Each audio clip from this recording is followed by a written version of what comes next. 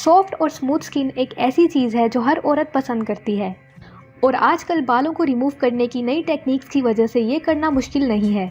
लेकिन बहुत सारी खवातीन के लिए जिस्मानी बालों से छुटकारा पाने का अमल काफ़ी तकलीफदेह होता है, ख़ास तौर पर अगर वैक्सिंग की जाए।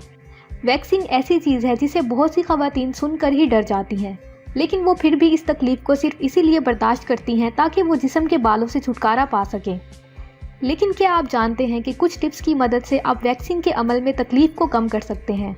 तो अगर आप इन टिप्स को नहीं जानते और जानना चाहते हैं तो आप इस वीडियो को मुकम्मल देखें, क्योंकि आज इस वीडियो में मैं आपको ऐसी चीज़ें बताऊंगी जिससे आप वैक्सिंग के बाद के दर्द से छुटकारा पा सकते हैं। Take a warm bath.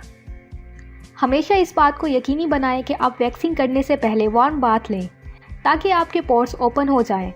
इससे आपके बालों को आसानी से निकालने में मदद मिलती है और जब वैक्सिंग स्ट्रिप को खींचा जाए तो आपको कम दर्द महसूस हो।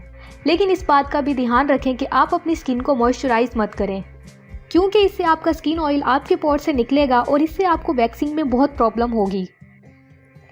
Exfoliate your skin. Dead skin cells से छुटकारा पाने के लिए एक्सफोलिएशन एक बहुत अच्छी एक्सरसाइज है।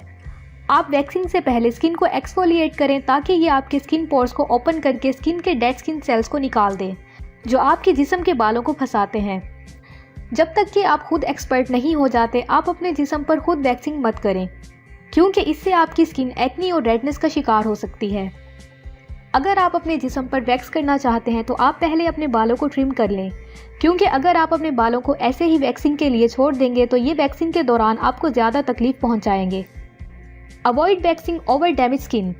अगर आपकी स्किन पर कोई कट, पिंपल या कोई और चोट है तो बेहतर है कि आप वैक्सिंग से अवॉइड करें, क्योंकि इससे आपको और भी ज़्यादा तकलीफ हो सकती है। अगर आप अपनी स्किन का कोई ट्रीटमेंट करवा रहे हैं तो फिर आप वैक्सिंग मत करें। इससे ना सिर्फ आपको ज़्यादा तकलीफ होगी बल्कि आपकी स्किन पर दाग भी पड़ सकते हैं, ख़ास तौर पर अगर आप रेटिनॉइड बेस्ड और alpha hydroxy acid based cream इस्तेमाल कर रहे हैं। No caffeine before waxing. आमतौर पर कैफीन आपकी स्किन को ज़्यादा सेंसिटिव बनाती है और आपकी स्किन के पोर्स को भी सख्त करती है। ये दोनों चीज़ें सिर्फ इस दर्द में इजाफा है जो आपको वैक्सिंग के दौरान मिलता है, इसीलिए आप वैक्सिंग से पहले कैफीन हरगिज़ मत लें। इसके अलावा आप बहुत सारा पानी पीकर अपनी स्किन को हाइड्रेट रखें। इसके साथ साथ आप वैक्सिंग के बाद अपनी स्किन पर परफ्यूम इस्तेमाल मत करें, क्योंकि इससे आपकी स्किन पर शदीद जलन हो सकती है।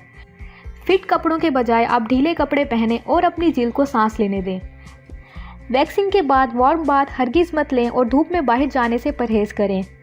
ऐसे मॉइस्चराइज़र से परहेज़ करें जिनमें AHA है, क्योंकि वो जलन का सबब बनते हैं। वैक्सिंग करने के बाद अगले 24 घंटे तक काम ना करें, क्योंकि आपके पोर्स ओपन होने की वजह से आपके पसीने में मौजूद बैक्टीरिया आसानी से पोर्स में दाखिल होकर स्किन इन्फेक्शन का सबब बन सकता है। तो ये थी आज की वीडियो। उम्मीद करती हूँ कि आपको आज की इस वीडियो से काफ़ी हेल्प मिलेगी।